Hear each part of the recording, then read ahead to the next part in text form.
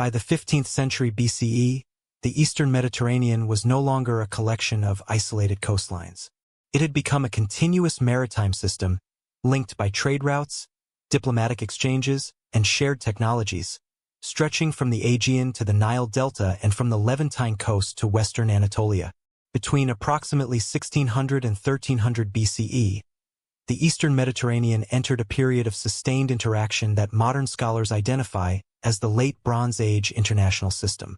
This era was defined by regular maritime movement, standardized elite goods, and political correspondence across vast distances. Archaeological evidence demonstrates that Mycenaean Greece, Minoan Crete, Anatolia, the Levant, and Egypt were not peripheral cultures but participants in a shared economic and diplomatic framework. Seaborne exchange formed the structural foundation of this system, shaping political authority and resource distribution across the region. The geographic conditions of the Aegean basin played a central role in this development.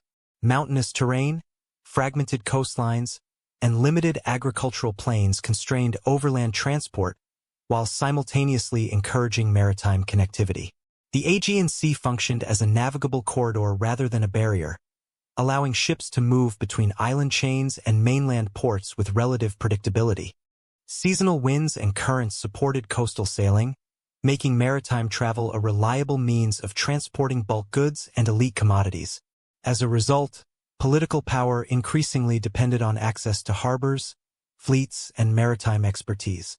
Archaeological discoveries provide direct evidence for the scale and complexity of Late Bronze Age maritime exchange. The Ulubaran shipwreck, dated to the late 14th century BCE and discovered off the coast of southwestern Anatolia, offers a uniquely detailed snapshot of this interconnected world. Its cargo included copper ingots from Cyprus, tin likely sourced from Central Asia or Anatolia, glass ingots from the Levant, ivory, ebony, gold jewelry, Mycenaean pottery, Egyptian scarabs bearing royal names, and Near Eastern seals. The diversity of these materials demonstrates that a single vessel could carry goods spanning multiple cultural and political zones, linking palace economies across the Mediterranean. These exchanges were not conducted by independent merchants operating in isolation. Records indicate that Late Bronze Age economies were largely organized around centralized palatial systems. In Mycenaean Greece, administrative tablets written in Linear B record the controlled distribution of bronze, textiles, oil, and labor. Similar redistributive mechanisms operated in Hittite Anatolia, Ugarit on the Syrian coast, and New Kingdom Egypt.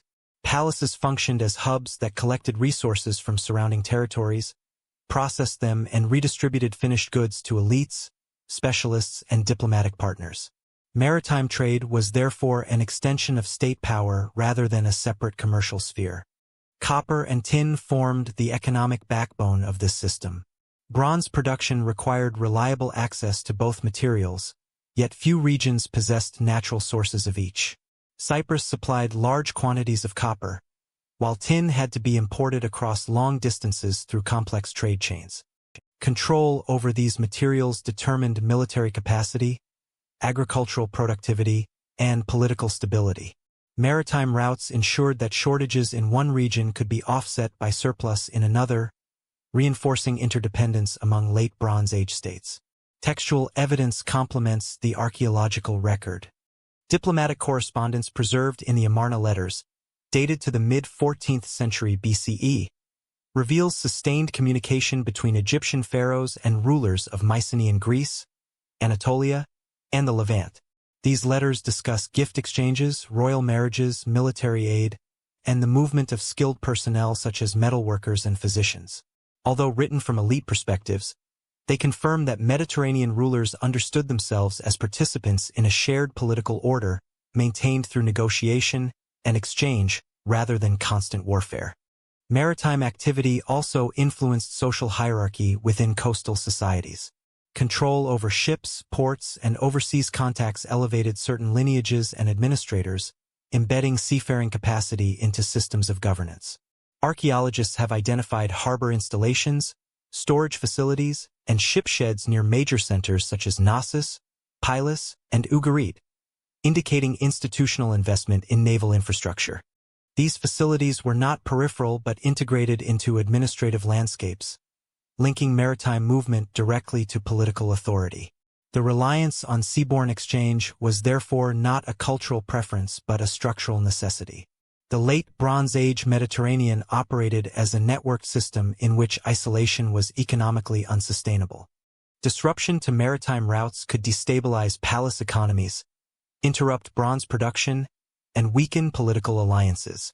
This dependency helps explain why seafaring knowledge, shipbuilding, and navigational expertise were transmitted across generations and embedded into elite identity. Within this environment, narratives of long-distance voyages acquired particular significance. Expeditions across the Aegean and beyond were not extraordinary events but extensions of established patterns of movement. While later Greek tradition would mythologize certain journeys, their underlying logic reflected the operational realities of a world already shaped by maritime interconnection. As maritime exchange intensified during the Late Bronze Age, regional powers in mainland Greece increasingly sought to consolidate authority around fortified centers capable of controlling resources, labor, and access to the sea. Before we continue, consider subscribing to the channel and enabling notifications to receive future Nightfall documentaries. If you find this exploration valuable, you're also invited to share your thoughts or note which part of the documentary you found most informative. Mycenaean power rested not only on walls and weapons, but on ships. The Mycenaean civilization, flourishing between approximately 1600 and 1100 BCE, was organized around a network of fortified palatial centers distributed across mainland Greece. Sites such as Mycenae, Pylos, Tiryns, and Thebes demonstrate a concentration of administrative authority, labor management, and economic control. Archaeological excavations reveal monumental fortifications, storage complexes, and workshops, reflecting the integration of political, economic, and military functions within these centers. Each palace acted as both a hub of governance and a logistical node for resource allocation, including materials necessary for seafaring and overseas trade. Records from Linear B tablets, preserved primarily at Pylos and Knossos, provide detailed insight into the administrative systems underpinning Mycenaean authority. These documents catalog labor assignments, allocation of bronze and raw materials, and inventories of ships and naval personnel. For example, the Pylian tablets list contributions of timber, bronze, and manpower, including craftsmen specialized in ship construction. These texts indicate that maritime activity was systematically organized under elite oversight rather than being ad hoc or purely commercial. Palatial officials coordinated expeditions to secure both wealth and prestige, demonstrating that control over seafaring was intrinsically linked to political legitimacy. The Mycenaeans invested in substantial maritime infrastructure to support these organized expeditions. Archaeologists have uncovered remnants of harbor installations and docking facilities near coastal settlements, including the area adjacent to Pylos on the southwestern Peloponnesus. While direct evidence of ships is limited due to perishable construction materials, iconographic representations on frescoes and ceramic motifs depict long vessels with raised prow and stern structures, consistent with seagoing capabilities. These depictions, supplemented by later Homeric references to well-manned, ocean-going ships, indicate a practical knowledge of naval architecture and seamanship sufficient for extended voyages across the Aegean. Shipbuilding was a labor-intensive process, requiring the coordination of carpenters, laborers, and metalworkers. Linear B records document personnel involved in constructing both cargo and combat vessels, often under supervision of palace-appointed officials. Timber was sourced locally where possible, while specialized woods and materials, such as pine for masts and pitch for waterproofing, were imported via established trade routes. The scale of these operations implies both a centralized command structure and the capacity to mobilize labor for large-scale projects, reflecting the administrative sophistication of the palatial system. Seaborne expeditions organized by Mycenaean elites served multiple functions. Beyond transporting bulk commodities like copper, tin, and olive oil, ships carried luxury items, ivory, precious metals, and finely crafted pottery, between palaces and to foreign partners. Such voyages reinforced political alliances, demonstrated wealth, and projected power. Diplomatic correspondence preserved in the Late Bronze Age, including Near Eastern archives, indicates that these interactions were recognized by foreign courts, suggesting that maritime expeditions were both economically and politically strategic. The spatial distribution of palatial centers further underscores the importance of maritime capacity. Many key sites were situated within access to the coast or navigable rivers, enabling rapid deployment of personnel and goods. For example, Pylos is located near natural harbors on the western Peloponnesus, facilitating connections with the Cyclades, Crete, and the Levantine coast. Similarly, coastal fortifications at Tiryns and Thebes demonstrate dual roles as defensive structures and logistical points for maritime activity. Geography, therefore, worked in conjunction with administrative authority to enable effective projection of Mycenaean influence across the Aegean. Labor organization within palatial complexes was central to sustaining this maritime culture. Linear B tablets record assignments of rowers, artisans, and provisioning teams, reflecting a hierarchical but systematic approach to expeditionary preparation. These records indicate that crews were not drawn randomly. Rather, participation in seafaring ventures was a regulated aspect of elite obligations and palace management. This organizational structure allowed palaces to maintain a continuous maritime presence, ensuring the movement of goods, personnel, and resources across the region.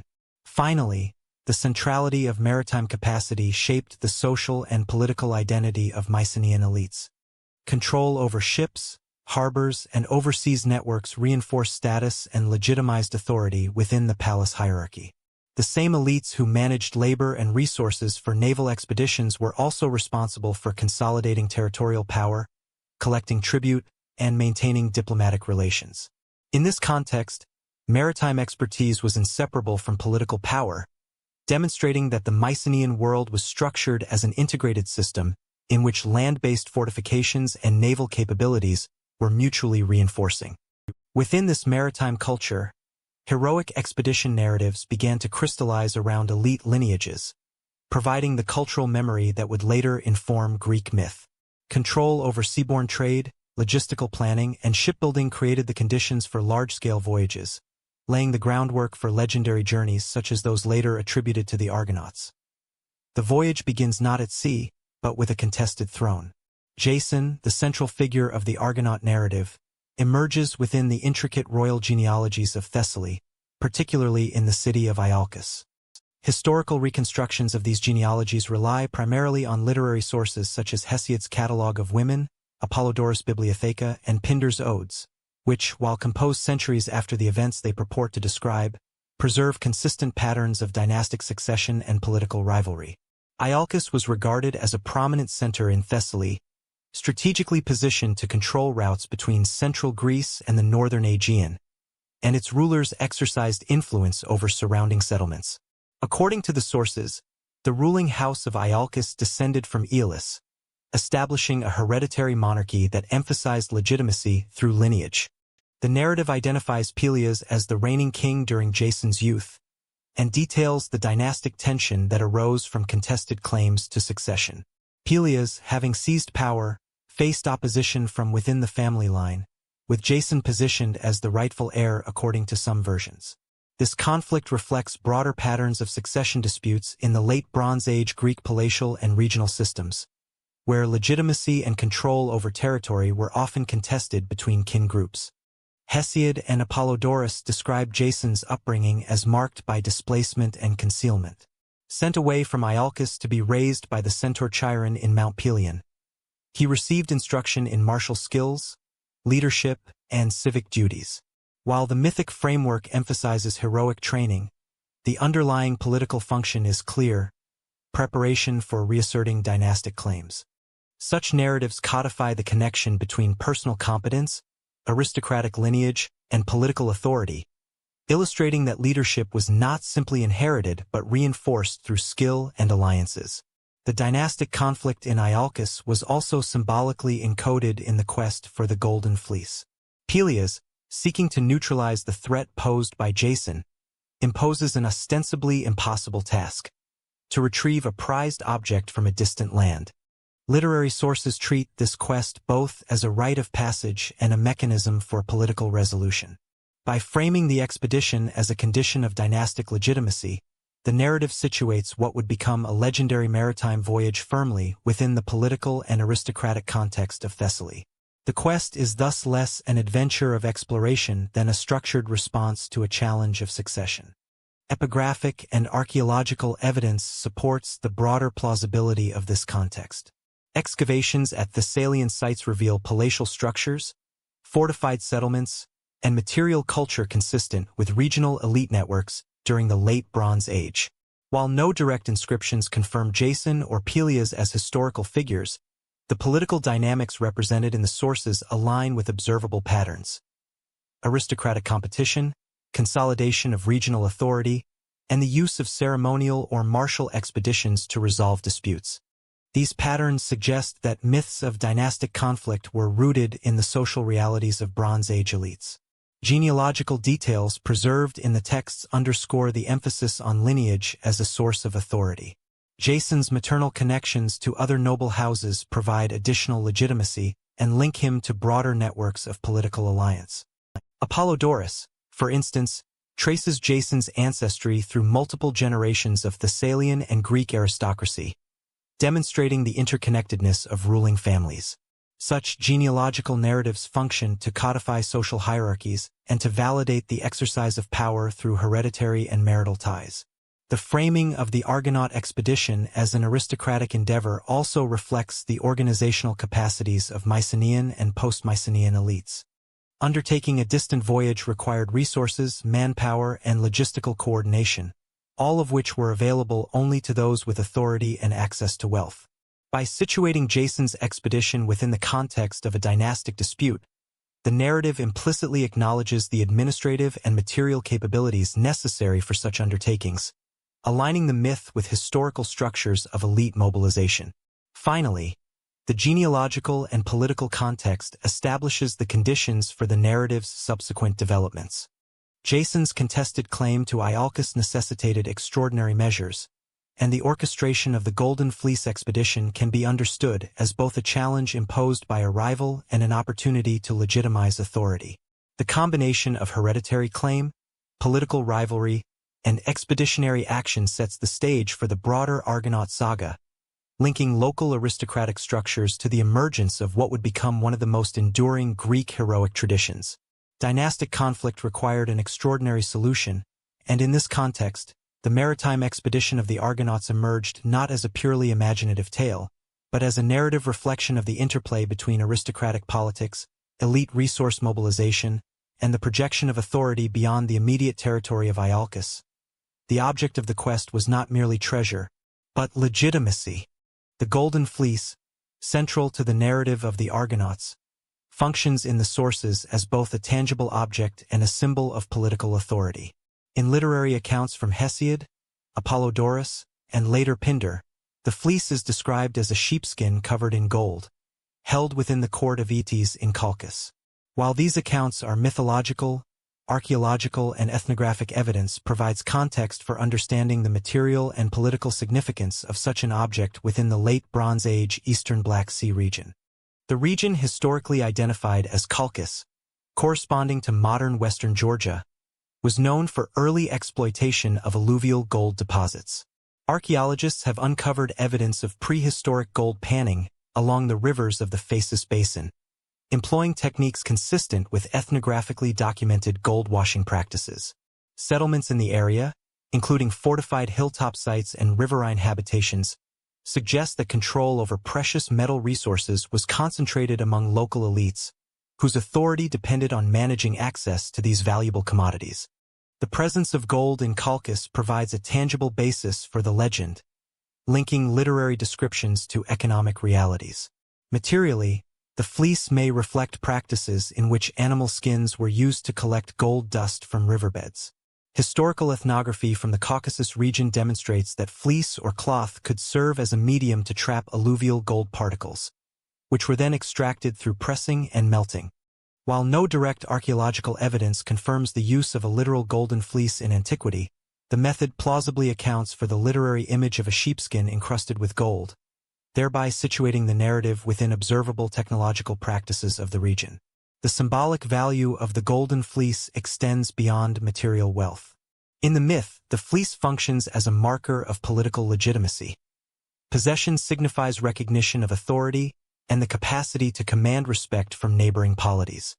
Within the context of Mycenaean or post-Mycenaean aristocratic culture, the demonstration of wealth and control over rare resources underpin the establishment of political hierarchy.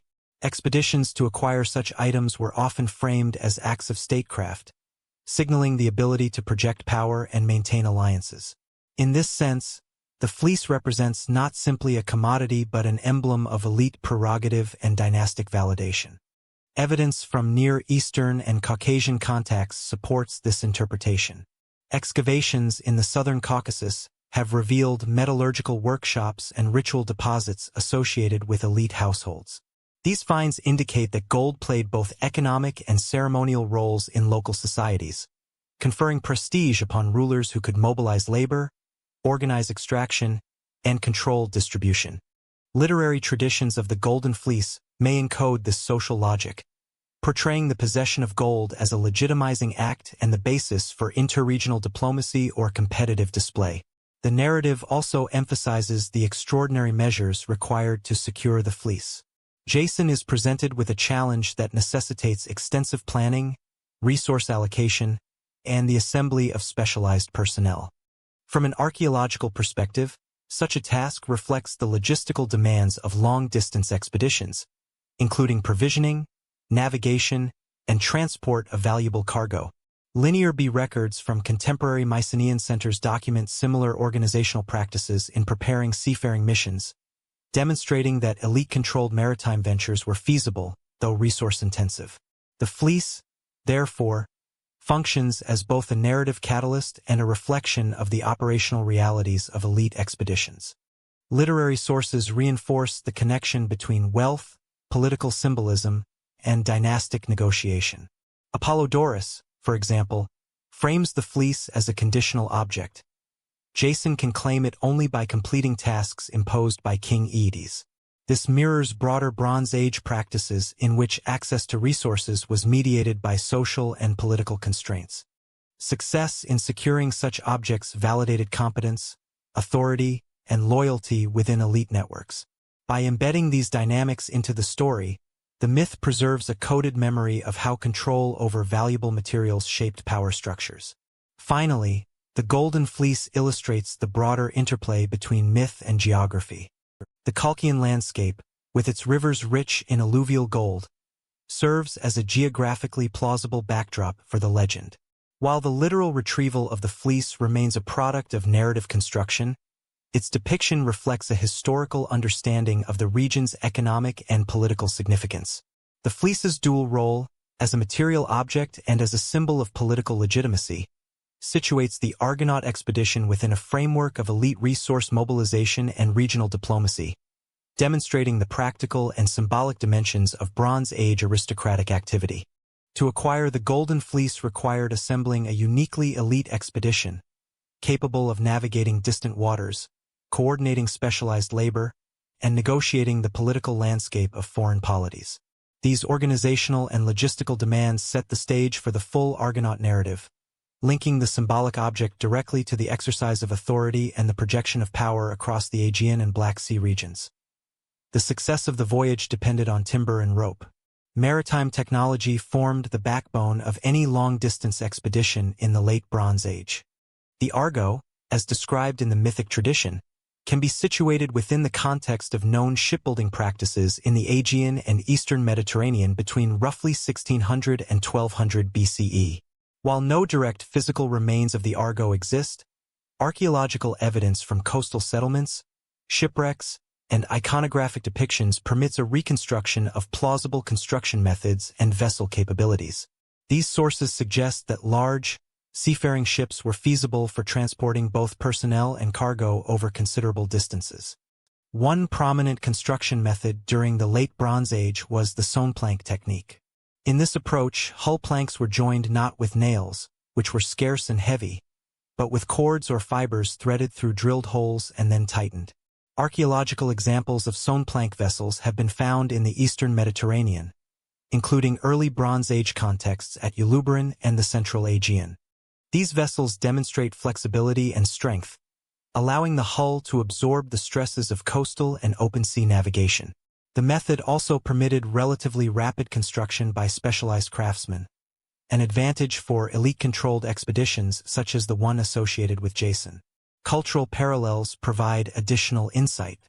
Cypriot shipbuilding, for instance, relied on both sewn plank techniques and pegged mortise and tenon joints, with evidence drawn from iconography and models preserved in tombs. Similar structural principles appear in frescoes from Crete and Mycenae, which depict long, narrow ships with raised prows and sterns designed for both rowing and sailing. These designs suggest that vessels could accommodate crews large enough for both military readiness and long-distance transport of goods, consistent with the logistical needs of the Argonaut expedition.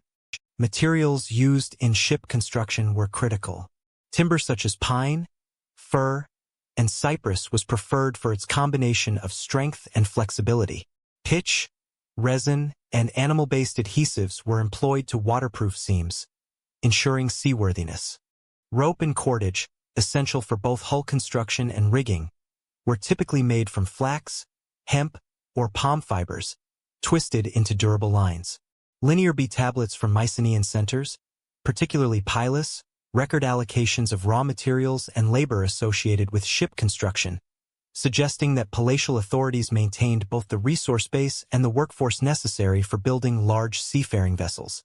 Vessel design also integrated an understanding of navigation and hydrodynamics. Long, narrow hulls with pointed prows reduced drag and facilitated movement through both calm and choppy waters. Raised sterns allowed for steering with large oars or rudders, while central decks provided space for cargo and personnel. Iconographic evidence from pottery and frescoes depicts the arrangement of rowers along the sides, indicating coordinated labor and discipline, which would have been essential for extended voyages across the Aegean and beyond. The Argo's symbolic construction reflects both technical and social dimensions. Shipbuilding required the organization of skilled carpenters, laborers, and supervisors under a centralized authority. This aligns with archaeological evidence of palatial administration in Mycenaean centers, where officials oversaw assignments of labor for large-scale projects. By framing the Argo as a product of such coordinated effort, the narrative emphasizes the logistical sophistication necessary for undertaking complex maritime expeditions. Furthermore, provisioning and outfitting the vessel were integral to its operational capacity. Ships of this period required careful allocation of supplies, including food, water, and tools, as well as equipment for trade or diplomatic exchange. Textual and archaeological records indicate that palaces maintained warehouses and storage systems to support extended maritime ventures. This infrastructure allowed elite-controlled expeditions to maintain operational readiness over long distances, a practical requirement for the voyages later mythologized as the journey of the Argonauts. The combination of construction method, materials, crew organization, and provisioning suggests that the Argo, while legendary, is anchored in plausible Bronze Age technology. Ships of comparable size and design existed in the eastern Mediterranean, and their deployment would have been feasible under the centralized management of Mycenaean elites. The narrative of a single, well-equipped vessel aligns with observed patterns of coordinated maritime activity and resource mobilization in the archaeological record. With construction complete, the voyage could begin.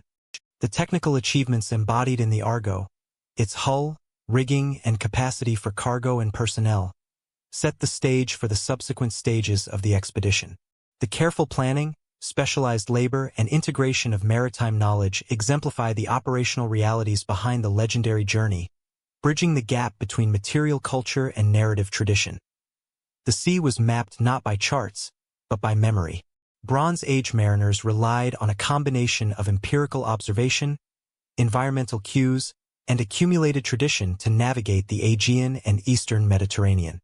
Unlike later periods, there is no evidence of formal cartographic systems in the late Bronze Age. Instead, navigators memorized coastlines, harbor locations, currents, and prevailing wind patterns. This method, often referred to as coastal or pilotage navigation, was sufficient for maintaining consistent trade and expeditionary routes over distances of hundreds of kilometers. Archaeological and textual evidence suggests that Mycenaean and Minoan sailors integrated several techniques into their seafaring practice. Coastal landmarks, including prominent headlands, mountain peaks, and distinctive rock formations, were used as visual guides during daylight travel. Iconography on pottery and frescoes depicts ships traveling near shorelines, indicating that mariners preferred routes within sight of land whenever possible. Such practices minimized risk while allowing efficient navigation across the fragmented terrain of islands and peninsulas characteristic of the Aegean basin. Seasonal winds and currents also played a critical role in planning voyages. The prevailing northerly winds, known in later sources as the Etesian winds, and local variations in the Cyclades and Sporades Islands, provided predictable propulsion for sail-equipped vessels. Mariners timed departures and landfalls according to these wind patterns, demonstrating practical meteorological knowledge. Archaeological findings, including depictions of sails on frescoes and carved models, confirm that Bronze Age ships could harness wind efficiently, complementing rowing when necessary, and extending the range of seaborne expeditions beyond immediate coastlines. Stellar observation supplemented these practical methods. While evidence is indirect, later Greek references and comparative ethnography suggest that sailors used circumpolar stars to maintain orientation during night passages. Recognizing constellations or prominent stars enabled navigators to estimate latitude, judge the duration of night travel, and align voyages with known seasonal patterns. Such knowledge would have been transmitted orally or through apprenticeship within elite maritime communities, ensuring continuity of seafaring expertise across generations. Memory, training, and oral instruction were central to these navigational systems. Crews relied on experienced helmsmen who memorized not only routes but also the locations of safe harbors, freshwater sources, and anchoring points. Linear B tablets from Pylos and Knossos, though primarily administrative, record labor assignments including rowers and sailors, suggesting that maritime experience was institutionally recognized and systematically managed. This formal organization enabled coordinated voyages that combined elite oversight with practical seamanship. Maritime hazards shaped both ship design and operational planning. Rocky shoals, sudden squalls, and tidal variations required vessels to be maneuverable and crews to be skilled in emergency procedures. Archaeological evidence of harbor breakwaters, quay structures, and mooring facilities in Mycenaean and Minoan coastal settlements indicates investment in infrastructure to mitigate risks and support sustained navigation. These installations functioned as logistical hubs, permitting the resupply and maintenance of vessels engaged in longer journeys, including those that would later be memorialized as the Argonaut expedition. The constraints of navigation also influenced the sequencing of voyages. Coastal travel dictated stopovers at islands or sheltered bays, while open sea segments were minimized and timed according to favorable winds. Such operational patterns align with the descriptions of the Argos route in classical sources, where the expedition progresses sequentially through island clusters, stopping at known or favorable locations. This approach reflects Bronze Age maritime pragmatism. Voyages were shaped by environmental knowledge and technological limitations as much as by political or narrative objectives. Integration of navigation, ship design, and material provisioning exemplifies the broader organizational capabilities of late Bronze Age elites. Maintaining a seafaring expedition required synchronizing crew skills, vessel readiness, and environmental conditions. Linear B tablets demonstrate that palaces could coordinate these factors systematically, ensuring that missions were logistically feasible. The combination of empirical observation, accumulated experience, and centralized administration allowed for consistent maritime operations over distances comparable to the legendary journeys of the Argonauts. Navigation, therefore, was both a practical skill and a structured knowledge system embedded within elite maritime culture.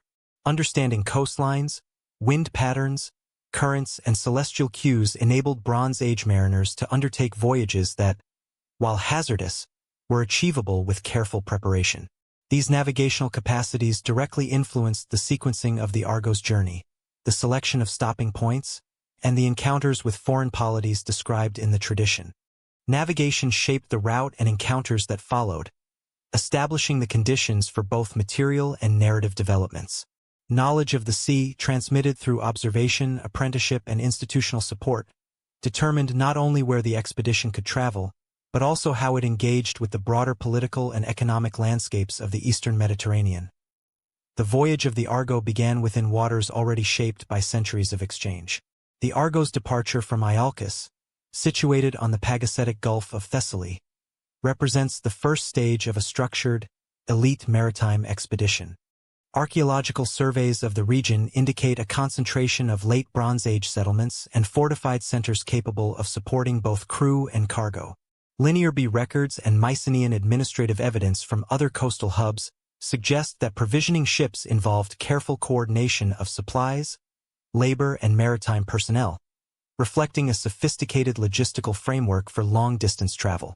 Navigating the northern Aegean required adherence to established coastal routes. The geography of Thessaly and the adjacent northern islands, including Skiathos and Lemnos, offered natural waypoints for rest, resupply, and coordination.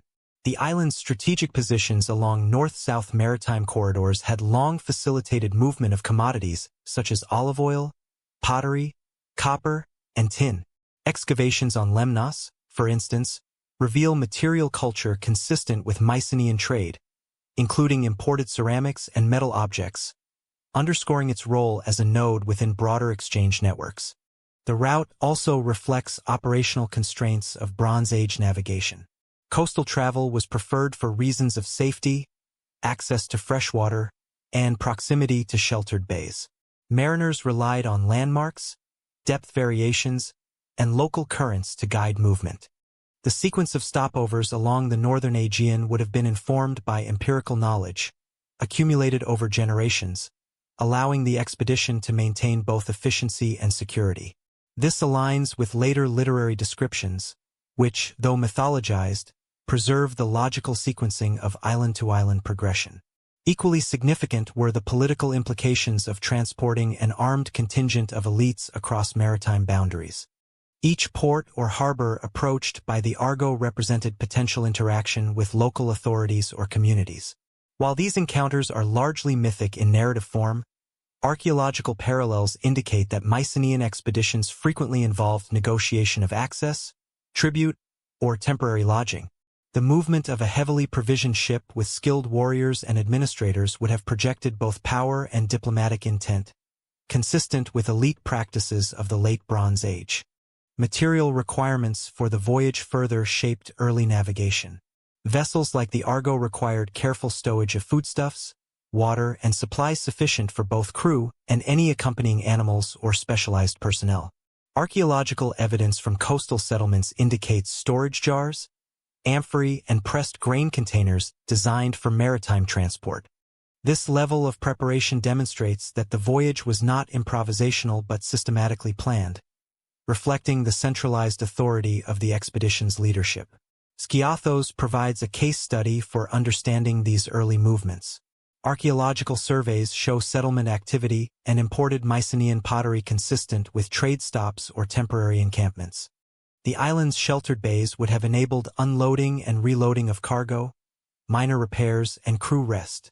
Similarly, Lemnos exhibits evidence of fortified structures and material culture that reflect integration into wider trade networks, suggesting that elite maritime expeditions could rely on known stopping points even in remote sectors of the northern Aegean. The Argo's progress through these waters illustrates the interplay of environmental and operational constraints. Seasonal winds, prevailing currents, and coastal geography dictated speed and timing. Mariners leveraged both rowing and sailing, alternating methods based on wind conditions and proximity to land. The presence of multiple islands provided natural guidance and allowed for sequential planning, reflecting Bronze Age maritime strategies that minimized risk while maximizing logistical efficiency. This early phase of the voyage also exemplifies the integration of seafaring and elite social structures. Linear B records and settlement patterns indicate that crews included skilled artisans, helmsmen, and laborers selected for both technical competence and social status.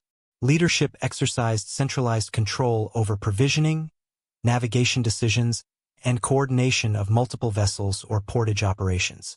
The Argo, as a singularly equipped and organized vessel, would have represented both technological capability and the authority of its commanding elite. In sum, the departure from Iolcus and the navigation through the northern Aegean can be reconstructed as a systematic, well-supported maritime expedition. Archaeological evidence and comparative analyses with other Mycenaean coastal hubs demonstrate that the early stages of the journey aligned with established trade routes, utilized known waypoints, and adhered to operational principles consistent with Bronze Age seafaring. These crossings exemplify how mythic narratives preserve structural patterns of real-world maritime logistics and elite coordination. These early crossings brought the expedition into contact with distinct island societies, each integrated into regional networks of trade, diplomacy, and maritime knowledge. Understanding these initial movements situates the Argo's voyage within a broader historical and geographic context, where logistical planning, environmental familiarity, and political awareness shaped both the journey and the narrative memory of the expedition. Lemnos appears in Greek memory as both familiar and destabilizing. The island of Lemnos, located in the northern Aegean, emerges in the Argonaut narrative as a site of social inversion, where the usual structures of lineage and political authority are temporarily suspended. Archaeological evidence confirms that Lemnos supported continuous settlement during the Late Bronze Age, with fortified centers, domestic architecture, and material culture indicative of involvement in regional trade networks. Excavated sites reveal imported Mycenaean pottery, local metal production, and evidence of craft specialization, situating the island firmly within the maritime and economic circuits of the period. From a comparative and anthropological perspective, the Lemnos episode in myth encodes anxieties surrounding isolated communities, the continuity of elite lineages, and the consequences of demographic or social disruption. In the narrative, the island is portrayed as inhabited solely by women following the absence or elimination of men. While there is no archaeological basis for a literal matriarchal society, the story may reflect real-world concerns about the fragility of small, insular populations in maintaining political cohesion, trade relations, and dynastic reproduction. Mythic exaggeration functions to highlight these structural vulnerabilities in culturally resonant terms. Metalworking appears prominently in the material record of Lemnos. Excavations reveal evidence of bronze production, including slag deposits, crucibles, and molds for tools and ornaments. Control of metallurgical resources would have been central to both local economic stability and participation in regional exchange networks. The narrative's emphasis on the island as a site of distinctive social organization may indirectly acknowledge its strategic and technological significance. By framing Lemnos as both a site of isolation and specialized production, the myth encodes awareness of resource-based power within peripheral communities. Trade and maritime connectivity further contextualize the episode. Lemnos's harbors and access to navigable waters made it a natural waypoint for vessels traversing the northern Aegean. Archaeological finds suggest that local elites could engage in exchange with Mycenaean centers on the mainland and islands such as Thasos and Imbros. These interactions provide a material framework within which the Argonaut narrative situates foreign contact. The presence of outsiders on the island, as represented in the myth, may reflect historical experiences of diplomacy, marriage alliances, or controlled trade, refracted through narrative symbolism. The gendered inversion depicted in the myth also resonates with broader Mediterranean narrative patterns in which isolated communities are portrayed as socially or ritually exceptional. Such stories often function as cautionary exemplars of the consequences of disrupted lineage or population imbalance. Within the context of the Argonaut narrative, this emphasizes the expedition's status as a controlled intervention. The arrival of elite men from Iolcus reestablishes social order and political continuity, paralleling practices in which external oversight or alliances were required to stabilize or legitimize authority in small or remote settlements. The mythic focus on sexual and reproductive disruption, while exaggerated, can be read in the context of elite concerns about dynastic continuity. Late Bronze Age Mycenaean palaces relied on the reproduction of hereditary authority through marriage alliances, inheritance, and control of labor. The Lemnos episode symbolically foregrounds these priorities by presenting an extreme reversal of normative social roles, emphasizing the consequences of interrupted generational transmission. In doing so, the narrative encodes a cultural memory of the importance of population structure and elite reproduction in sustaining political and economic stability. Maritime and logistical considerations also inform the episode. Arriving at Lemnos required the Argo to navigate coastal and island waters with attention to harbors, prevailing winds, and currents, consistent with Bronze Age navigation techniques. The myth preserves a recognition of the operational realities of landing on a remote island, provisioning, temporary settlement, and the potential for local negotiation or conflict. The story of Lemnos therefore reflects both symbolic and practical dimensions of expeditionary seafaring, combining environmental awareness with social commentary. By situating Lemnos within regional material and economic networks, the narrative highlights the intersection of isolation and connectivity. The island's position along established northern Aegean trade routes made it a familiar waypoint, while its perceived social inversion rendered it narratively destabilizing. This duality underscores the broader principle that myth can encode historical observations about settlement patterns, resource distribution, and the interaction of local and external elites, even while dramatizing or exaggerating social features. Leaving Lemnos, the expedition entered more contested maritime zones. The transition from relatively peripheral islands into areas characterized by heightened interaction and competition underscores the practical and symbolic challenges of long-distance voyages. The Argo's progress beyond Lemnos reflects both navigational skill and engagement with diverse political and social landscapes, situating subsequent encounters within the complex framework of late Bronze Age maritime connectivity, trade, and elite projection of authority. Here, Greek voyagers encountered Anatolian power directly. The Argonauts' arrival at Cyzicus, situated on the southern shore of the Propontis, positions them within a region of significant political and economic activity during the late Bronze Age. Archaeological evidence indicates that the southern Propontis and northwestern Anatolia formed an interaction zone linking Aegean and Anatolian polities. Mycenaean artifacts, including pottery and small-scale imports, appear alongside locally produced wares in settlement contexts, demonstrating bidirectional exchange and integration into broader trade networks. The region functioned as both a gateway and a buffer, mediating contacts between Greek and Anatolian powers. The geopolitical landscape was complex. Hittite texts from the 14th and 13th centuries BCE identify a network of city-kingdoms in northwestern Anatolia, often referred to collectively as Arzua or surrounding vassal territories. These polities exercised localized control, levying tribute, maintaining fortifications, and engaging in maritime trade. Archaeological surveys in the vicinity of modern Banderma and surrounding sites reveal fortifications, settlement clusters, and material assemblages indicative of both military and commercial organization. These findings contextualize Cyzicus as a strategic coastal polity capable of regulating access to the Propontis and, by extension, northern Aegean maritime corridors. Cultural and material exchange underpinned the interactions at Cyzicus. Imported Mycenaean ceramics, bronze tools, and luxury items have been recovered in Anatolian settlements, suggesting both trade and diplomatic engagement.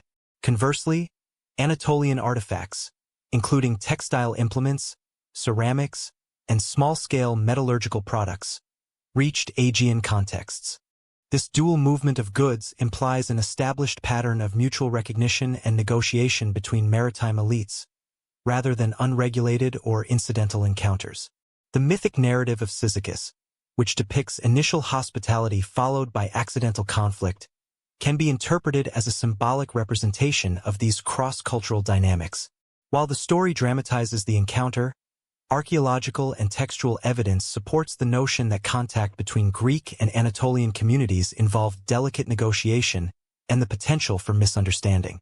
Both sides relied on pre-existing conventions of hospitality, tribute, and ritualized exchange, and deviations or misinterpretations could escalate tensions.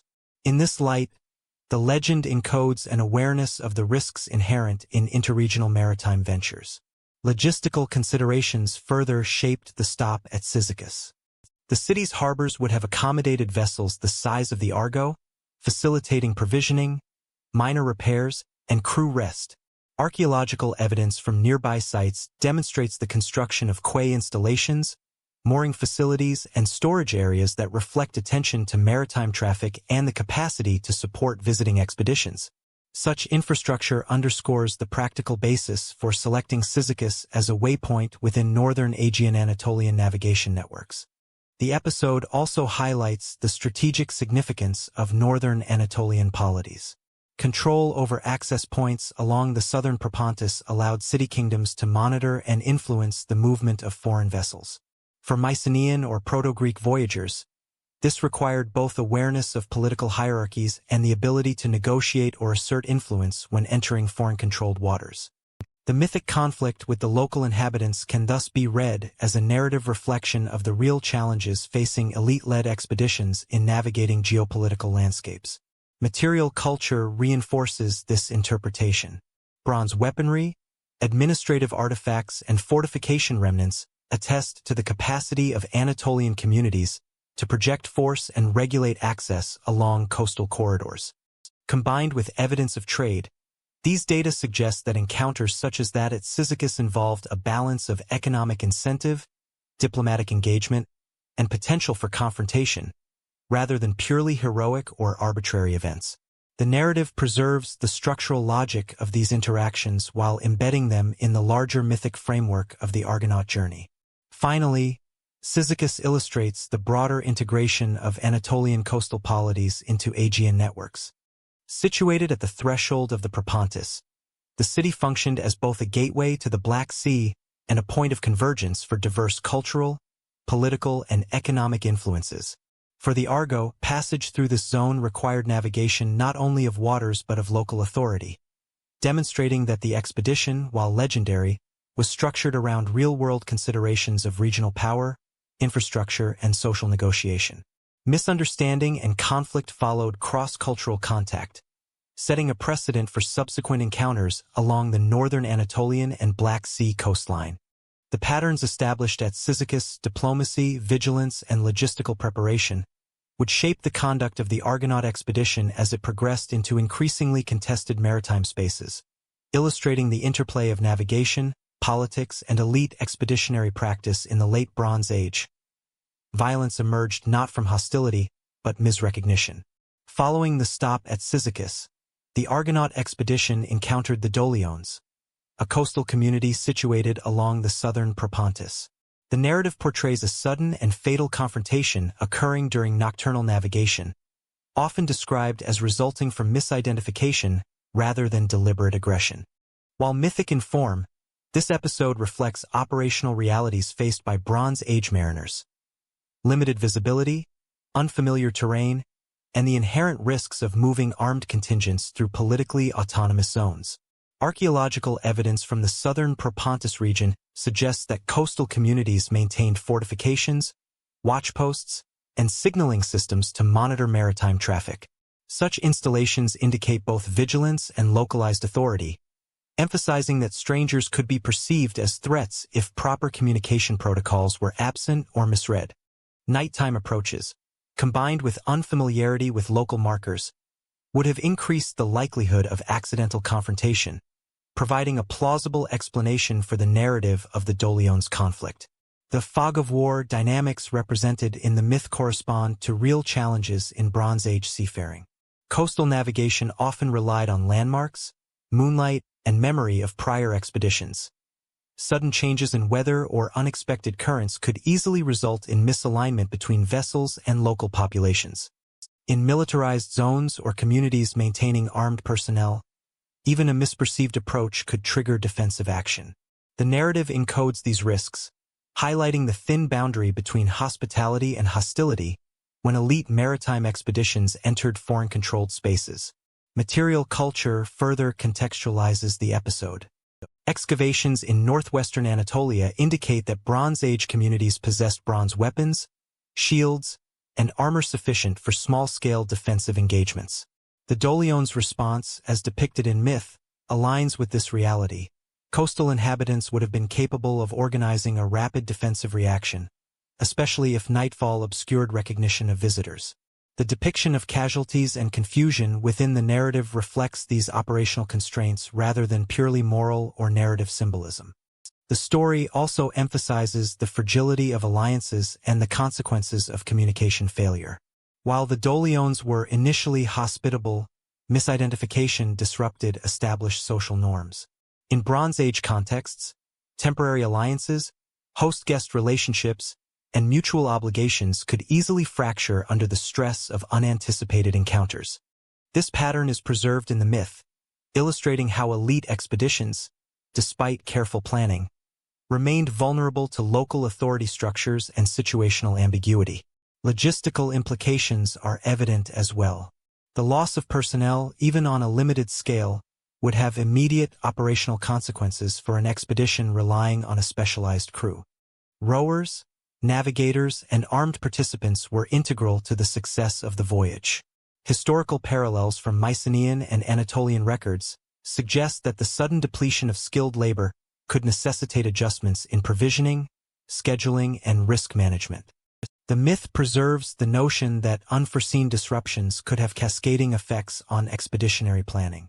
From a narrative perspective, the Dolions episode encodes caution regarding the unpredictable nature of maritime and cross-cultural engagement.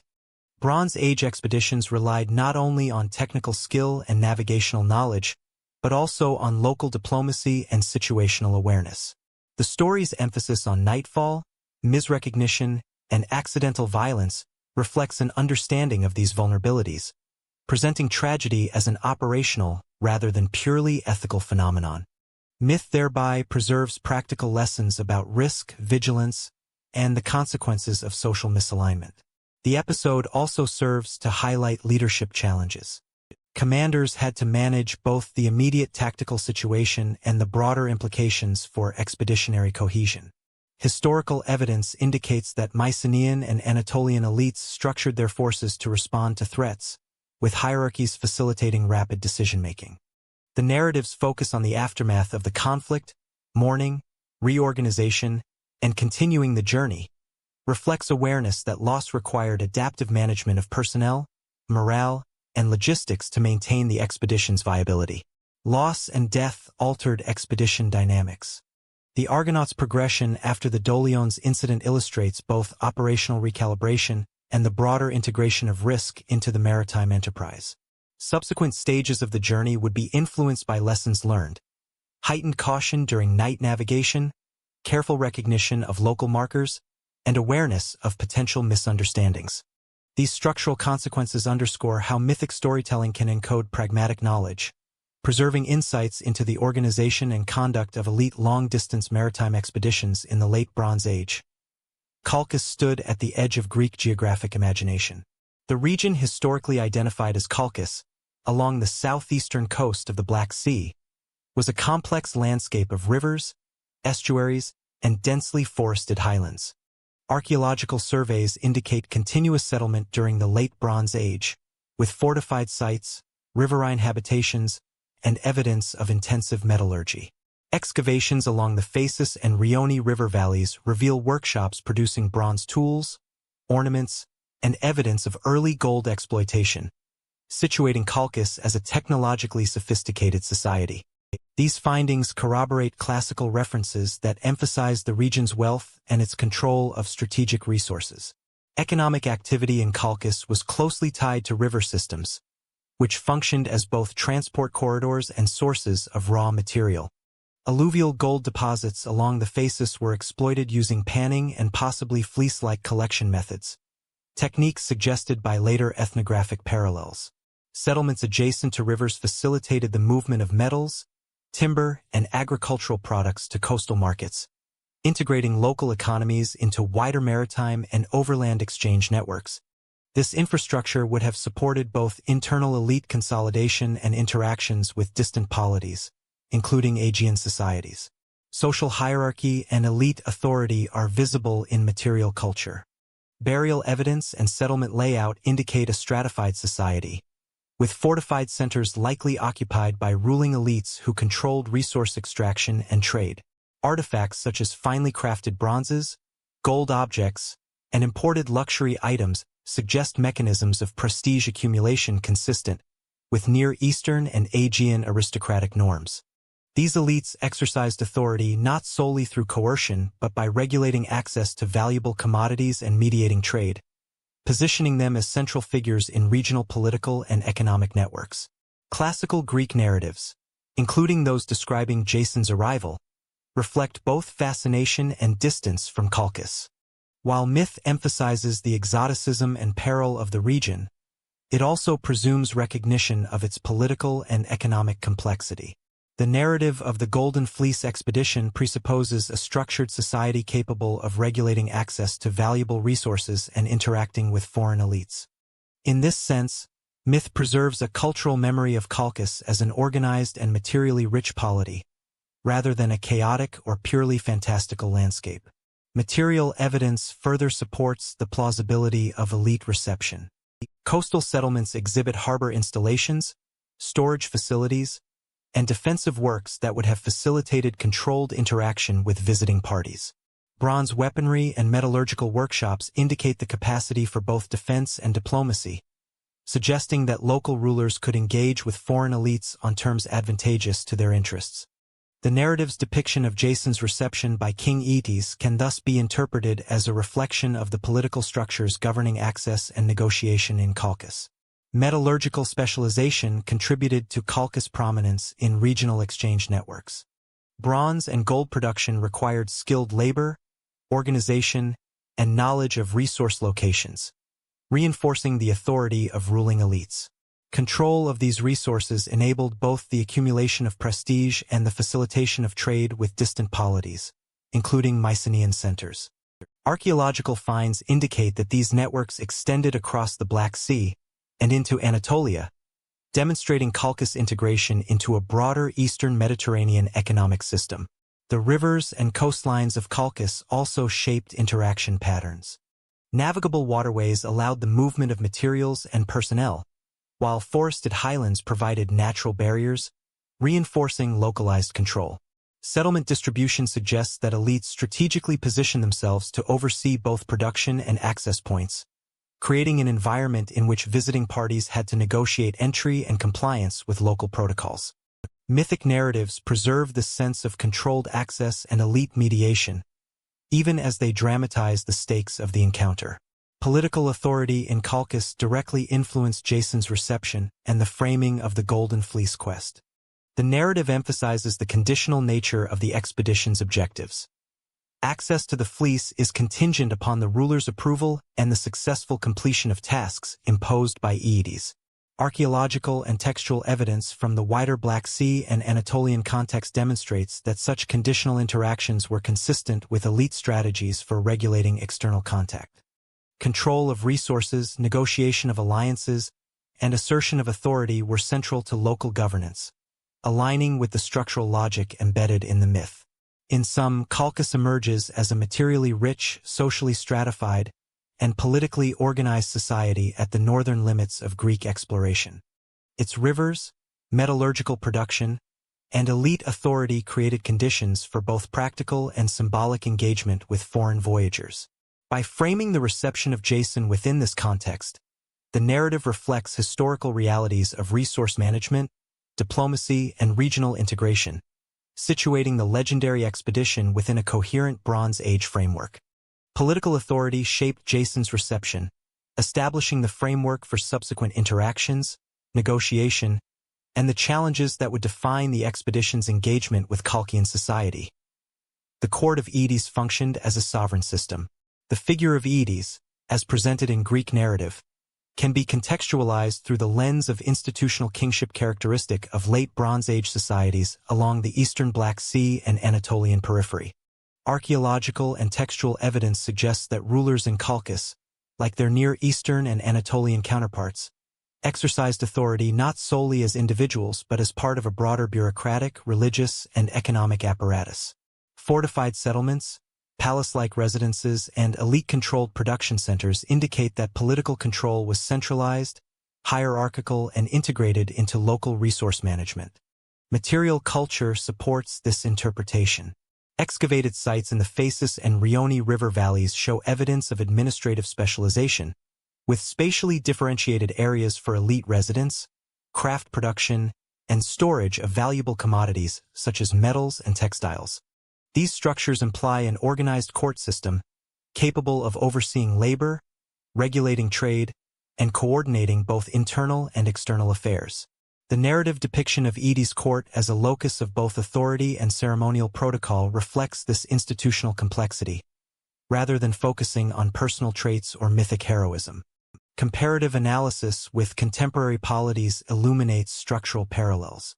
Hittite city-states and Anatolian coastal kingdoms maintained hierarchically organized courts where rulers exercised control through a combination of religious sanction, tribute collection, and coordination of production. Similarly, Colchian elites likely mediated access to resources such as gold, bronze, and agricultural surplus, thereby asserting political authority. The tasks imposed upon Jason, yoking fire-breathing bulls or navigating sacred spaces, can be interpreted as symbolic enactments of these regulatory functions, emphasizing the operational power of kingship rather than literal supernatural phenomena. Political legitimacy in Colchis was closely tied to resource management and social hierarchy. Burial practices, fortification patterns, and evidence of metallurgical specialization indicate that elites maintained authority through both material accumulation and control over labor.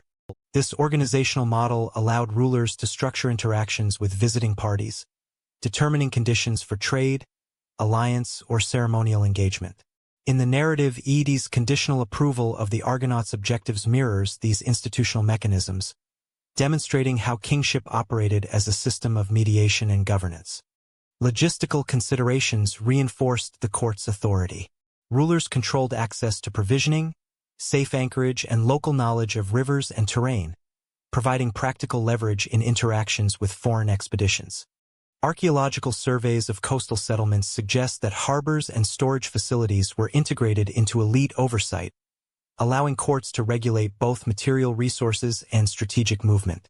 The narrative of Edie's imposing tasks before granting the Golden Fleece can thus be interpreted as codifying the structural authority exercised by kings over both resources and the movement of external agents. Religious and ritual dimensions further strengthened institutional control.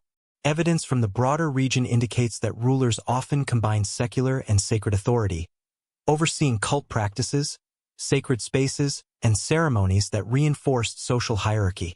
In Colchis, elite oversight of metallurgical production and riverine routes may have carried ritual significance, embedding the court within both economic and cosmological frameworks. Greek narratives preserve echoes of these functions, presenting Edie's court as a site where political, economic, and ritual authority converged. The exercise of kingship also shaped interaction strategies. Rather than relying solely on force, Colchian rulers would have negotiated terms of access, imposed ceremonial obligations, or structured challenges for visitors, reflecting broader principles of elite diplomacy and conflict avoidance. The narrative emphasizes negotiation, conditional compliance, and task completion as mechanisms through which authority was exercised, illustrating an institutional rather than personalistic conception of sovereignty. By framing Edie's court institutionally, the narrative underscores the operational logic of Bronze Age kingship. Centralized control of resources, oversight of production, management of alliances, and regulation of external engagement.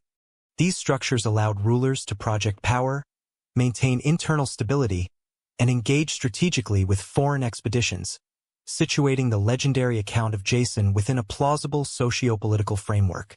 Negotiation replaced force as the principal mechanism of interaction. The Argonauts' compliance with imposed tasks demonstrates the procedural and hierarchical nature of Colchian authority. Institutionalized kingship, rather than arbitrary personal will, structured the expedition's reception, defining the conditions for accessing valuable resources and navigating the socio-political landscape of the Eastern Black Sea. No single return was ever agreed upon. The journey of the Argo after departing Colchis is marked in Greek tradition by a variety of proposed return routes, reflecting both the challenges of long-distance navigation and the historiographic uncertainty inherent in oral narrative transmission. Ancient sources, including Apollonius of Rhodes and later mythographers such as Hyginus, offer divergent accounts of the expedition's path, with some emphasizing a direct coastal route along the Black Sea to the Hellespont, while others suggest a more circuitous return via the Danube or even the Adriatic.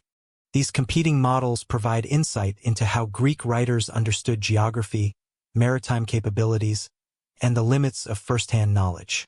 From a geographic perspective, the most straightforward route involves sailing along the southern and western Black Sea coasts, following established maritime corridors toward the Bosporus and the Propontis.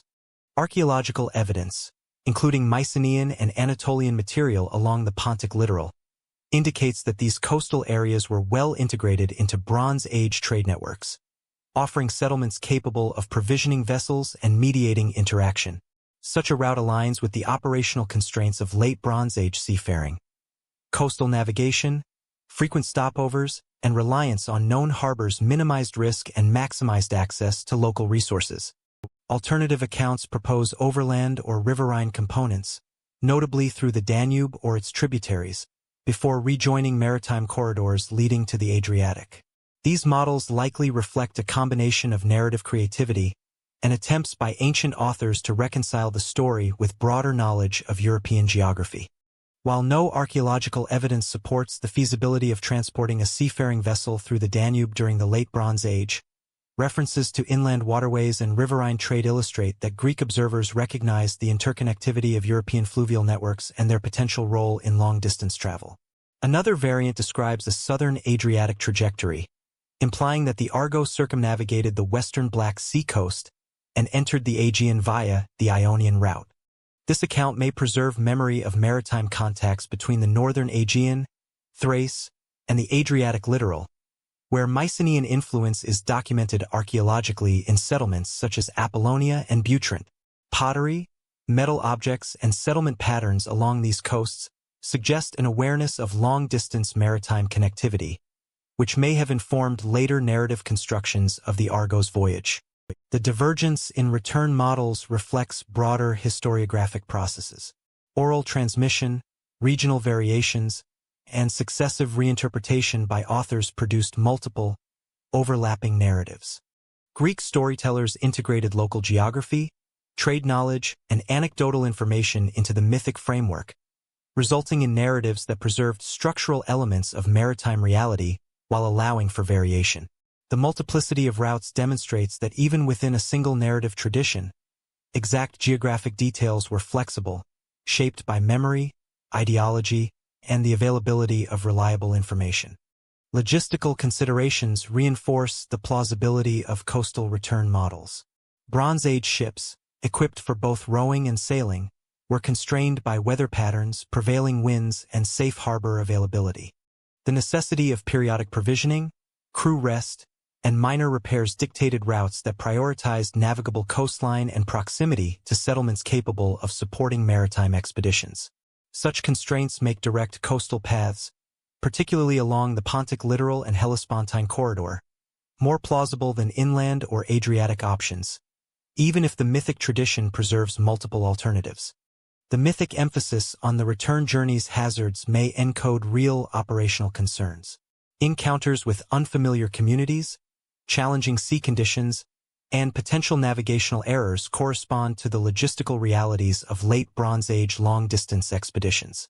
Reports of storms, hostile receptions, and circuitous paths in later texts echo these practical challenges, demonstrating how narrative motifs can preserve structural knowledge about maritime risk and expeditionary management. Variation among return routes also illustrates memory distortion and selective emphasis. Geographic details could shift to accommodate local traditions, moral or dramatic purposes, or the incorporation of newly encountered knowledge. The preservation of multiple competing models in literary sources reflects the Greek understanding that distant, semi-legendary voyages were inherently uncertain in their specifics, even as the broader narrative framework remained consistent. The Argo's journey began in Iolcus, reached Colchis, and ultimately returned to Thessaly.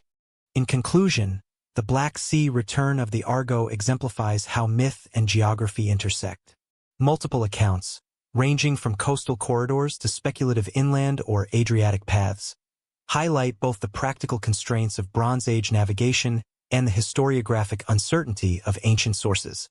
These divergent models demonstrate that ancient storytellers integrated operational plausibility, regional knowledge, and narrative flexibility to convey a coherent expeditionary framework, while simultaneously reflecting the limits of empirical knowledge about distant territories. Variation reflects memory distortion over time, establishing a context for subsequent narrative embellishment, interpretive divergence, and the eventual consolidation of the Argonaut myth into later literary traditions. The Mediterranean reappeared transformed. Following the Black Sea crossing and northern Anatolian passages, the Argos expedition narratives depict re-entry into the wider Mediterranean, often through routes tracing the southern Aegean and coastal North Africa. While literary sources such as Apollonius of Rhodes include episodes situated in Libya or near the Nile Delta, archaeological and geographic analysis suggests that these depictions function more as symbolic geography than precise cartography. The narratives integrate real maritime corridors with imagined or poorly understood territories, reflecting the limits of Greek knowledge of the southern Mediterranean during the Late Bronze Age. The Libyan episodes, which describe desert lands, hostile tribes, and unfamiliar terrain, may encode collective memory of distant coasts, known through trade contacts rather than first-hand navigation. Mycenaean traders and mariners possessed knowledge of the eastern Mediterranean and parts of the central Aegean, but their engagement with North African littorals was sporadic and indirect, primarily mediated through Egyptian and Levantine intermediaries. Material evidence from sites such as Tel El Dabei in the Nile Delta indicates trade networks reaching as far west as the Levant and Crete, suggesting that Greek storytellers could have incorporated generalized impressions of African coasts into mythic frameworks without precise geographic accuracy. Maritime realities also shaped narrative plausibility. Long-distance voyages from the Black Sea to the southern Mediterranean required knowledge of seasonal winds, coastal navigation, and harboring options. Archaeological records show that Mycenaean ships were limited in size and endurance, favoring coastal sailing and short passages between known ports. The episodic depiction of Libyan coastlines and desert adjacency may represent an extrapolation of these constraints. Unfamiliar lands encountered after extended travel, interpreted through the lens of narrative hazard and adventure rather than literal observation. Cultural and symbolic interpretation further informs these episodes. The Libyan passages may function as liminal spaces in which crew exhaustion, disorientation, and environmental extremity are amplified. In Bronze Age maritime operations, fatigue, supply depletion, and environmental unpredictability were critical factors affecting operational decision-making. Mycenaean expeditions, evidenced by Linear B records and coastal settlement surveys, required careful planning and logistical support. Narrative exaggeration of inhospitable coastlines may preserve structural memory of the risks associated with prolonged maritime and overland operations, especially when crossing poorly charted or sparsely settled regions. Trade and interaction patterns support the narrative framing. Egyptian and Levantine texts from the 14th to 13th centuries BCE document exchanges with maritime intermediaries originating in the Aegean and Anatolia, including metal, timber, and luxury goods. Such indirect connections could inform Greek knowledge of southern Mediterranean regions, producing narrative motifs that emphasize remoteness, hazard, and exoticism while remaining anchored to generalized patterns of contact and exchange. The portrayal of Libya as a marginal yet recognizable coastline reflects both imagination and observation filtered through the prism of trade knowledge. The expeditionary consequences of these return-stage voyages are also evident. Extended navigation, exposure to unfamiliar environments, and the psychological stresses associated with long-term maritime activity would have reshaped operational priorities. Material evidence from harbor sites along the southern Aegean and Levantine coasts indicates staging points for provisioning and crew recuperation, underscoring the necessity of intermittent stops in maintaining voyage continuity. Narrative episodes of disorientation or difficulty in North African adjacent waters may encode these operational imperatives in mythic form. Environmental and technological factors compound the plausibility of the narrative. Bronze Age ships relied on predictable coastal topography, prevailing winds, and seasonal patterns. Deviation into open waters or poorly charted coasts increased risk. The depiction of transformed Mediterranean landscapes in narrative sources aligns with the practical challenges that navigators faced, when leaving familiar northern waters and entering southern or western zones. These episodes preserve awareness of environmental hazards, operational limits, and the impact of human exhaustion on expeditionary outcomes. Finally, the integration of symbolic geography into the narrative reflects a broader principle of mythic historiography. Sparse empirical knowledge of North African littorals and the Western Mediterranean was overlaid with narrative motifs designed to emphasize challenge, danger, and the exotic. By representing the Mediterranean as transformed upon re-entry, the tradition conveys both physical and psychological dimensions of extended travel, preserving a coded memory of navigational, logistical, and environmental constraints experienced by Bronze Age mariners. Exhaustion reshaped the expedition. Crew fatigue, logistical depletion, and cumulative exposure to challenging maritime environments informed both the operational and narrative structure of the return voyage. The Mediterranean re-entry stage thus illustrates the interplay between empirical observation, symbolic interpretation, and the structural realities of elite long-distance seafaring in the late Bronze Age, setting the stage for the final approach to home waters and the consolidation of the Argonaut tradition. The expedition ended without unity. Following the return from Colchis and the Mediterranean stages of the journey, the Argonaut narratives describe a dispersal of the crew, with individual heroes traveling to various regions rather than reconvening in a single, cohesive unit. This dispersal corresponds to a broader pattern in Greek myth in which long-distance expeditions are linked to foundation traditions, local settlement stories, and the projection of elite influence into new territories. Archaeological and textual evidence suggests that these accounts may encode memory of colonization processes, trade expansion, and the dissemination of cultural practices across the Aegean and Mediterranean. Regional variants of the Argonaut myth frequently attribute post-voyage settlements to individual participants. For example, some sources describe Orpheus, Heracles, or Castor and Pollux remaining in or establishing influence over specific islands or coastal polities. Material culture, such as Mycenaean pottery dispersed throughout the Cyclades and western Anatolian littorals, supports the notion of itinerant elite mobility during the late Bronze Age. These artifacts indicate both physical presence and the movement of cultural markers, paralleling narrative accounts of hero dispersion in mythic storytelling. The dispersal motif also reflects the structural logic of expeditionary organization. Elite crews of the late Bronze Age were composed of individuals with specialized skills, navigation, rowing, combat, metallurgy, and ritual knowledge. Following the completion of primary objectives, logistical and political imperatives often necessitated separate trajectories, return by familiar coastal corridors, engagement with local authority structures, or integration into regional networks of trade and alliance. Mythic narratives encode these operational realities through episodes emphasizing dispersion and partial completion of the voyage. Local foundation myths frequently integrate Argonautic figures as ancestral or heroic founders. In sites ranging from Thessaly to Asia Minor, colonization legends attribute urban or cultic origins to members of the crew. Such attributions serve both to legitimize elite claims and to integrate Greek cultural memory with indigenous traditions. Archaeological parallels include settlement continuity and the introduction of foreign-style ceramics, suggesting that migration or elite insertion may have left tangible traces even as narrative accounts were later elaborated in literary sources. The narrative also underscores the consequences of journey fragmentation for group cohesion.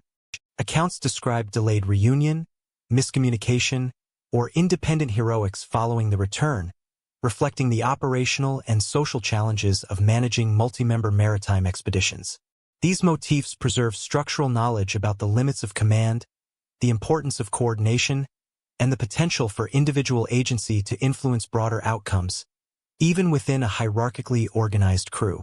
The dispersal of the Argonauts carries symbolic weight in addition to practical relevance. It functions as a narrative device to account for the diffusion of cultural and religious practices, explaining the presence of heroic cults, ritual observances, and elite genealogies in geographically distant polities. Greek authors appear to have retrojected these stories onto Bronze Age networks of trade, colonization, and settlement, encoding a memory of long-distance mobility within the framework of heroic narrative. Evidence from comparative Bronze Age societies supports the plausibility of these post-expedition movements. Mycenaean elite individuals, recorded in Linear B administrative tablets, were involved in complex trade, military, and diplomatic ventures across the Aegean and Anatolia. The dispersion of personnel and resources after extended operations was a practical reality, mirrored in the narrative's emphasis on separate trajectories, local engagements, and the establishment of influence beyond the primary expeditionary route. In addition, the dispersal motif provides explanatory structure for the fragmented literary tradition. With multiple oral and regional variants, Greek storytellers preserved memory of a shared expedition while accommodating divergent local geographies and political contexts. By attributing subsequent settlements, founding myths, and cultic developments to individual heroes, the narrative reconciles a single legendary journey with localized historical experience, reflecting the interplay between collective memory and geographically specific traditions. Jason's return lacked resolution in parallel with the dispersal of the crew. While the primary narrative goal, the acquisition of the Golden Fleece, was achieved, subsequent events emphasize operational, social, and political fragmentation rather than cohesive conclusion. These motifs underscore the structural consequences of extended maritime expeditions. Elite coordination could produce significant achievement, yet human and environmental contingencies invariably generated divergence, risk, and partial accomplishment. In doing so, the tradition preserves both historical plausibility and mythic coherence, linking heroic narrative to observable patterns of settlement, colonization, and cultural diffusion. The quest did not secure the throne. Jason's return to Iolcus, despite the successful acquisition of the Golden Fleece, is characterized in the tradition by political failure rather than unambiguous triumph. Sources such as Apollodorus, Pindar, and later mythographers emphasize that Jason was unable to consolidate authority, regain uncontested control of the throne, or maintain the loyalty of his allies. This outcome reflects structural realities of Bronze Age dynastic politics, where legitimacy depended as much on negotiation, resource control, and elite support as on heroic achievement. The narrative encodes a principle consistent with historical patterns. Extraordinary accomplishment alone did not guarantee durable political power. The political economy of Iolcus provides critical context. Dynastic succession was contested and mediated through a combination of patrimonial claim, elite support, and ritual sanction. Archaeological evidence from Thessaly indicates the presence of fortified settlements, palatial centers, and administrative organization during the Late Bronze Age, demonstrating that control of resources, labor, and strategic points underpinned political authority. Jason's failure to secure these material and institutional levers suggests that the narrative preserves a memory of the operational requirements for kingship in addition to the perils of dynastic rivalry. Textual sources consistently emphasize that Jason's loss of political authority was not merely a consequence of external forces, but also of the redistribution of social obligations and moral economy. The inability to retain allegiance among returning Argonauts and local elites parallels historical instances in which rulers face challenges in reintegrating expeditionary followers into domestic political hierarchies. Linear B records from Mycenaean palaces indicate that labor, wealth, and status were managed through redistributive mechanisms. Disruption of these mechanisms could destabilize elite authority, a dynamic reflected in Jason's narrative. The failure to consolidate power also aligns with operational limitations inherent to extended expeditions. Long voyages produce temporal and spatial dislocation. Allies returned to their home territories, networks of loyalty weakened, and the ruler's control over resources diminished. The myth encodes awareness of these structural consequences, emphasizing that heroic achievement must be supplemented by ongoing administrative and political engagement to translate success into durable authority. Jason's inability to achieve this reinforces the narrative's institutional focus over purely heroic interpretation. Medea's presence further complicates the political calculus.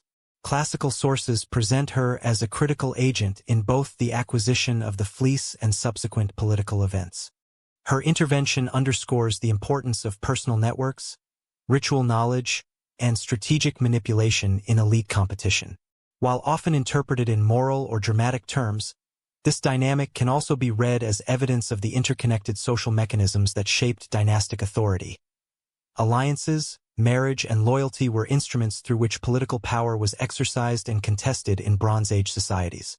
Jason's narrative therefore emphasizes procedural and structural failure rather than moral or ethical shortcomings. The inability to secure Iolcus reflects limitations in political negotiation, resource control, and elite cohesion. Comparative analysis with contemporary Bronze Age polities demonstrates that dynastic rulers frequently faced similar constraints. Achievement abroad or in warfare could enhance reputation, yet effective governance required sustained control over resources, administration, and subordinate elites. The Argonaut narrative preserves these operational realities in mythic form. Textual and archaeological evidence suggests that failure to maintain control often resulted in exile, displacement, or redistribution of authority among rivals. In Jason's case, sources report eventual marginalization and loss of status, reinforcing the broader lesson embedded in the narrative. Extraordinary exploits, however narratively heroic, were insufficient to override systemic political imperatives. This perspective challenges triumphalist interpretations and situates the Argonaut story within the pragmatic logic of Bronze Age elite politics. Finally, Jason's political failure sets the stage for subsequent narrative intensification, particularly regarding Medea's actions. The structural instability created by unfulfilled dynastic objectives underscores tensions between expeditionary achievement and domestic governance. The narrative preserves a cautionary schema. Heroic prowess cannot substitute for institutional capacity, and success in foreign or extraordinary contexts does not automatically translate into durable political authority at home. Medea's narrative intensified as a consequence of Jason's inability to secure the throne. The unresolved dynastic contest, combined with competing claims to authority and the expectations of allies and local elites, produced a social and political environment in which subsequent events were driven less by heroic initiative and more by structural dynamics of power, loyalty, and negotiation. The story thereby preserves both historical plausibility and narrative coherence, framing the aftermath of the Argonaut expedition in terms of institutional failure rather than epic triumph. The voyage lingered in epic memory. Evidence of the Argonaut expedition appears indirectly in Homeric texts, including the Iliad and the Odyssey, where references to Jason, the Golden Fleece, and related heroes suggest inherited narrative threads rather than fully developed stories. While Homer does not provide a systematic account of the voyage, allusions to heroic feats, shared lineages, and distant travels indicate that the tale existed in oral memory well before its codification by later authors. These echoes demonstrate that Bronze Age expeditions and elite mobility were preserved within Greek narrative consciousness, transmitted through multi-generational storytelling networks. Homeric references situate Argonautic figures in genealogical and heroic contexts. Pindar and later mythographers note connections between Jason and other widely known heroes, including Heracles, Castor, and Pollux. In the Iliad, passages mentioning such figures as participants in collective exploits reflect the circulation of an interlinked heroic corpus. The elusive style implies that audiences were familiar with the broader expedition, allowing Homer to incorporate the story selectively without elaborating the full narrative, consistent with oral tradition techniques that emphasize recognition of shared heroic repertoires. These Homeric traces preserve structural information about the expedition. Names, heroic deeds, and geographical markers indicate that the voyage was remembered as a coordinated elite enterprise, involving specific lineages, resource management, and extended travel across the Aegean and Black Sea regions. The selective presentation of episodes, particularly those emphasizing collaborative achievement or elite competence, aligns with operational realities of late Bronze Age expeditions, suggesting that mythic memory preserved practical knowledge alongside narrative embellishment. Archaeological and comparative evidence supports the plausibility of these narrative fragments. Mycenaean settlements across the Aegean display material culture indicative of extensive maritime networks, elite mobility, and interregional exchange. Bronze weaponry, luxury goods, and imported ceramics correspond to areas mentioned in Homeric allusions, reflecting the movement of people and resources consistent with remembered maritime activity. In this sense, Homeric echoes encode structural memory of historical patterns, even if they remain partial or schematic. The intertextual relationship between Homer and later mythographers also demonstrates processes of literary preservation. Apollodorus, Hyginus, and Apollonius of Rhodes appear to systematize episodic references present in oral tradition, drawing on Homeric memory to construct chronological, geographically coherent narratives. By comparing Homeric allusions with later codifications, scholars can identify the transmission pathways of heroic narratives, revealing how episodic and genealogical knowledge evolved into full narrative structures while retaining core elements of historical plausibility. Narrative function in Homer emphasizes social and heroic networks rather than plot completion. Heroes are presented as nodes within a wider constellation, their exploits validated by communal memory, recognition of lineages, and the display of skill or virtue. The Argonautic expedition is preserved in this mode, as a shared heroic event known through reputation and genealogical connection rather than through sequential storytelling. This mode of preservation reflects both oral performance conventions and the importance of intergenerational knowledge transfer in Greek society. Homeric treatment also illustrates geographic memory. References to distant lands, maritime journeys, and encounters with foreign peoples correspond to generalized knowledge of the Aegean, Anatolian, and Black Sea regions during the Late Bronze Age. While not topographically precise, these echoes preserve awareness of operational and logistical realities, including travel duration, exposure to unfamiliar coastal polities, and reliance on navigational skill. Mythic geography in Homer functions as both narrative framework and mnemonic device, encoding experience in episodic, elusive form. Finally, the Homeric presence of Argonautic material establishes the foundation for later formalization. Poetic memory allowed selective preservation, emphasizing genealogical connection, heroic competence, and elite coordination. This inherited framework enabled authors such as Apollonius of Rhodes to elaborate, sequence, and rationalize the expedition in literary form, producing the canonical narrative recognized in classical literature. The Homeric echoes thus constitute a critical intermediary, preserving structural memory while permitting narrative expansion. Later authors formalized the narrative, drawing upon these Homeric fragments, genealogical knowledge, and episodic memory to construct a coherent account of the voyage. The selective, elusive treatment in Homer demonstrates how mythic knowledge persisted, providing both continuity and flexibility for subsequent literary elaboration, and highlighting the intersection of oral tradition, collective memory, and emergent historiographic practices in Greek culture. The question is not whether it happened, but what it preserves. The historicity of the Argonaut expedition has long been a subject of scholarly debate. Archaeological evidence cannot confirm a literal voyage as described in Greek myth, yet material culture and settlement patterns provide insights into the social, political, and economic contexts that likely inspired these narratives. Excavations of late Bronze Age Aegean, Anatolian, and Black Sea sites reveal extensive maritime networks, fortified settlements, and elite-controlled resource production, reflecting the operational realities that underlie the story.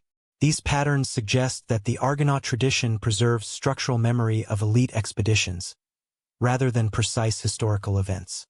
Material evidence from coastal settlements along the Aegean and Black Sea littoral supports the plausibility of long-distance maritime activity. Mycenaean harbors, fortified coastal sites, and riverine hubs facilitated trade, resource movement, and elite mobility. Eulubran shipwrecks, for instance, demonstrate the transport of copper, tin, and luxury goods across the eastern Mediterranean. Such logistical infrastructure could sustain the kind of expedition portrayed in myth, providing a framework for the narrative while stopping short of confirming specific journeys or individual actors. Bronze Age technology further informs interpretive possibilities. Archaeological remains of sewn plank vessels, bronze tools, and metallurgical workshops indicate that the production and maintenance of ships, equipment, and specialized artifacts were feasible within the operational limits of the period. Coastal navigation, reliance on seasonal winds, and provisioning constraints are all reflected in the narrative as episodes of strategic planning, delay, or hazard, suggesting that myth encodes realistic knowledge of seafaring practice rather than purely imaginative invention.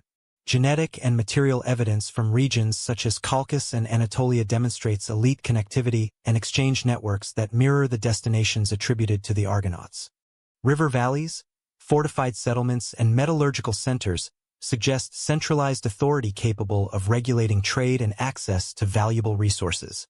Greek narratives situate the expedition within these spaces, preserving awareness of hierarchical social organization, control of material wealth, and diplomatic negotiation, even if the narrative embellishes specific events or conflates chronologies.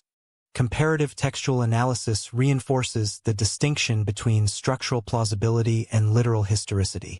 Homeric references, Hittite correspondence, and later mythographers provide fragmented, episodic testimony that reflects collective memory rather than empirical record.